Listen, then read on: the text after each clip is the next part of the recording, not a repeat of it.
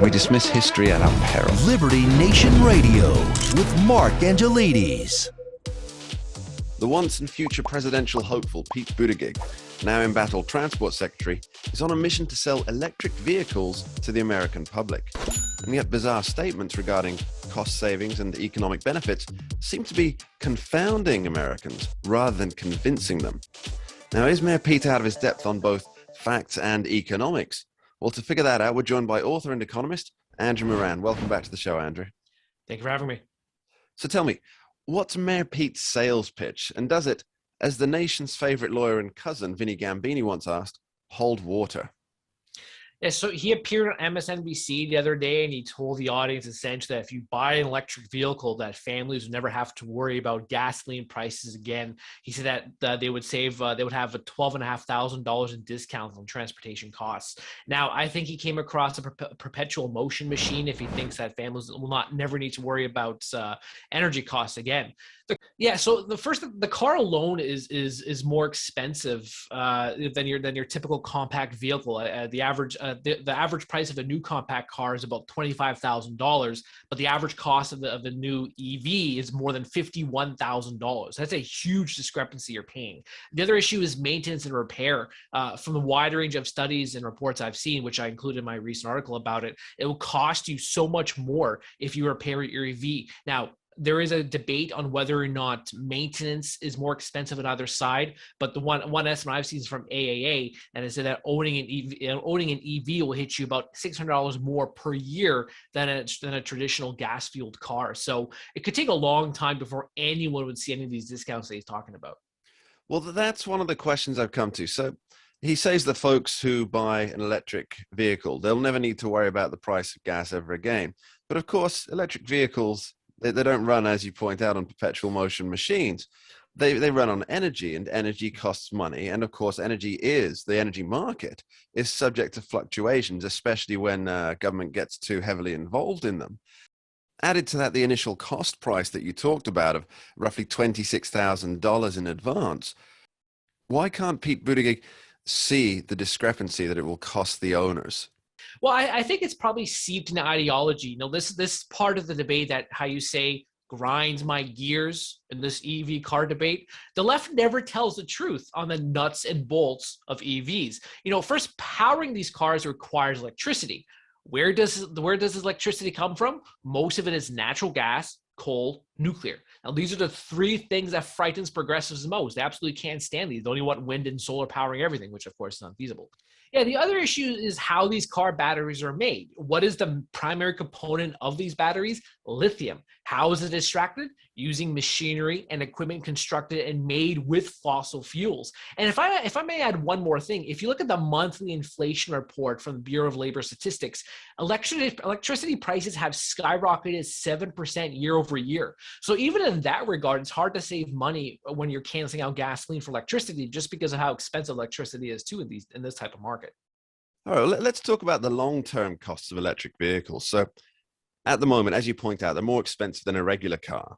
But that will likely change as more people buy them, I think. But what about the second-hand or used car market implications? Am I right in thinking that electric vehicles essentially have a use-by date, or the batteries on electric vehicles have a use-by date? So how will this impact the millions of Americans who can't afford a brand new car?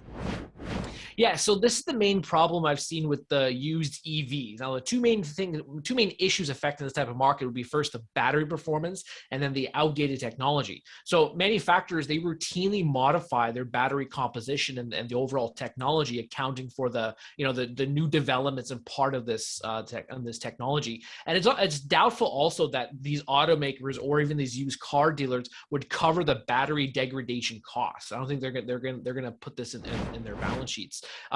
Also, it's true, yes, that the gasoline powered cars, their technology could be outdated, but these effects are probably more pronounced with EVs, especially the Tesla vehicles, because they have, the Tesla vehicles, they're incredible machines. They have a lot of the self-driving capabilities. So that's a huge aspect of it. And then, so overall, I think there are a lot of uncertainties when it comes to buying a used EV, a lot more than it does with the conventional more conventional cars. And also the EV used market is quite limited. I mean, you're not going to find as much as you would with a gas powered car. So your choices are limited. This means that you're going to be paying a lot more than you would anything else. So I think I read somewhere that the resale sticker price for a full electric car is around $40,000 to $50,000. So right in there, you're better off buying a new compact gas powered car than you would be buying even a used EV car at this point. Okay, now I can't help wondering why Pete Buttigieg in particular is the public face of this. He's the guy who's overseeing a supply chain crisis while his boss is in the process of making America dependent on energy imports again. Now, is this just a combined recipe for disaster? Well, I think Buttigieg, he probably still thinks it's 2020, so he still has that mindset of speaking in platitudes. You know, everything he says, whether, you know, when he ran as a president or as a transportation secretary, it's all based on fairy dust and unicorns. He never goes in anything specific. He never provides policy prescriptions, or he just, you know, shrugs his shoulders and say, hey, you know, I just came back from parental leave, give me a break. So he overall, was very specific about racist roads, of course, and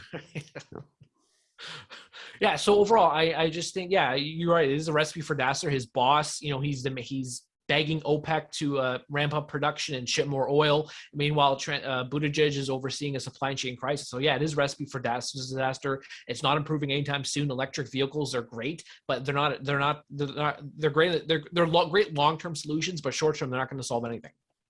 All right, final question for you, Andrew. Now, why is the government even getting involved in this? As you point out, Elon Musk, for example, he makes a great car. So why are market forces not being left to their own device here? Now, surely if you build a better mousetrap, folks will buy it anyway. What's with the sales campaign?